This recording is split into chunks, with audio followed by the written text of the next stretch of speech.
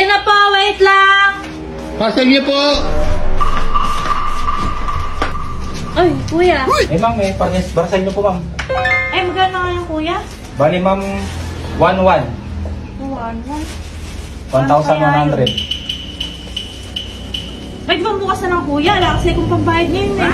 Naku hindi ma'am pwede bukas, ma'am Magre-remit pa ako, ma'am, sa boss ko Hindi kayo makancel lang, bukas ko na lang kukunin. Hindi, ma'am, pwede Ma'am, umorder kayo 3 days before hindi nyo pinaghandaan, ma'am Eh, kuya, pwede bang pakiabanuhan muna yan? Naku hindi pwede, ma'am May naabunuhan na ako kanina, ma'am saka, ma'am, kaliit ng sahod ko po 400 daily lang ang sahod ko maghapon, ma'am Saka abono ko, 1,100, ma'am ko, malaki 3 parcel to, ma'am Kamamahal Kailangan ko na kasi talaga yan eh. Paano kaya yun, ma'am? Alam naman kasi kung kasama dito sa bahay na mahihiraman. Okay, ito na lang, ma'am, Gcash. Baka may Gcash kayo. 1,110 lang. 10 pesos charge. Lagi na kong Gcash kuya talaga eh.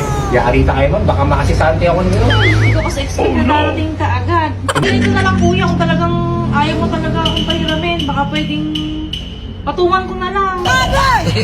Papatungan nyo? Ayaw na lang para makita na yan. Ma'am, 1,100, ma'am, to. Ang sahod ko lang kada isang araw, 400. Lugi, ma'am, ako doon kung papatungan nyo lang. Ganito na lang kuya. Oh. Kumain ka na ba? Hindi pa nga po, ma'am, Maghapon, ma'am, ako nagdadrive motor na motor para ma-deliver yung mga parcel. Sige, para hindi ka nalugi, ano na lang, patong saka papakainin kita. May kasamang kain. Patong sa kakain, ma'am. Oo. Kaya lang, ma'am. 1,100 kasi to, ma'am. 400 na yung daily ko. Ma'am, lugi pa rin, ma'am, ako. Paano kaya yun? Okay ko na lang, ma'am. Papatungan nyo ako. Papakainin nyo ako. Pero pagbalik ko bukas, papatungan nyo ako ulit. Oo, papatungan nyo ako ulit.